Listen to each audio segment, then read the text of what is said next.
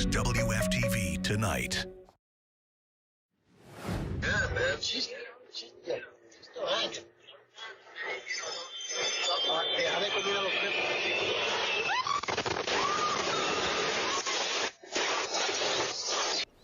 Just incredible doorbell cam video shows the horrific crash tonight in Philadelphia. A medical transport jet nosedives into the ground. The explosion sending fire, smoke, debris, and people running for their lives. Good evening, I'm Greg Warmer. Tonight, another plane crash this week. This one in a very busy and heavily populated section of Northeast Philadelphia. The FAA is reporting that 6 people were on board the plane, 2 pilots, a pediatric patient, a little girl, 2 doctors, and that girl's mother. On the ground, the fire engulfed a neighborhood, an outdoor mall, and cars on the streets.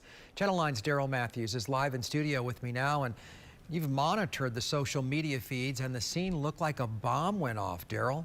Yeah, Greg, it's just devastating. We have been seeing some horrific video just like this one here. An unbelievable scene on social media as the country comes to grips with the reality that 2 mass casualty plane crashes have taken place just days apart from one another. Some of those images are just too graphic to show you on air, but here's just some of the devastation folks on the ground are currently dealing with. Now take a look at this dash cam video. This you see right here is that plane plummeting from the sky and instantly causing a massive explosion. While people are just sitting in traffic, black smoke filling the air, cars instantly in a standstill. Now here's another video that was taken from someone sitting in a McDonald's drive-thru. The parking lot erupting in flames as that plane crashed feet away from parked cars. It looks like a scene out of a disaster movie as fires engulfed the parking lot, leading up to the person who was shooting that video as they were simply waiting to get something to eat. Now this video, this was shot by a friend of mine, showing the flames blocking the roadway, coming out of the road, that gray smoke blocking the view to the other end of the road. The fire even making its way to the homes in the nearby buildings. Now he was working feet away from that area when the fireball shook the streets. The fireball was so big that it was traveling in the sky. Like, describing it doesn't no justice. Like, the fire was traveling in a direction that I was walking towards. So then I started running the opposite way until it went away. Now, President Trump posted to Truth Social saying, quote, "So sad to see the plane go down in Philadelphia, Pennsylvania. More innocent souls lost. Our people are totally engaged. First responders are already being given credit for doing a great job." Now, obviously, this is ongoing and very active situation in Philadelphia. We're learning more details minute by minute, and we'll be sure to continue bring you the latest. Greg? And Daryl, you are from Philadelphia. We're glad your friend, who is a postal worker, is okay. And you know this area very well. And we reported it came down about 30 seconds into flight. It's a busy, congested area, and it was a Friday night.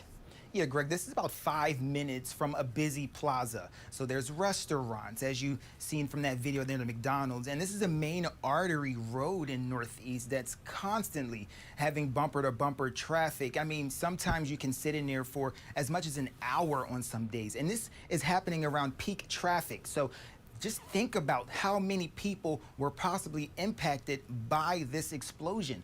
Row homes and businesses make up a huge portion of this area, and I've driven this road for about 3 years for work, so I know the ins and outs and how busy it could be. And I've been checking the feeds on social media, and I'm going to bring some more of that information back, and we're going to keep staying up on this and to see how many casualties have been going on for now. Greg?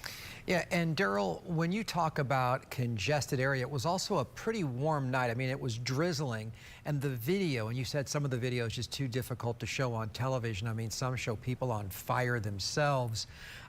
This is an area that's a close-knit community, and people know one another. This is just going to be a heartbreaking scene when we get first light in the morning. Yeah, Greg, it's already hard to look at, and we're just getting the preliminary visuals of everything right now. So we're still waiting for a lot of information to unfold. I've checked on a lot of family and friends, and they're telling me that they are okay, but still shaken up. The ground shook, windows were shaking almost to the point of shattering. It was just a wild scene. Thank you, Daryl. We're glad your friends and family, I know you checked on all of them, are doing okay. You're from that area and you know it well. Thank you, sir. We can also tell you that there are people being treated right now at Temple University Hospital, that is in Philadelphia. 6 people transported there. We have no other word in terms of if someone or any more than just the people on the plane were killed.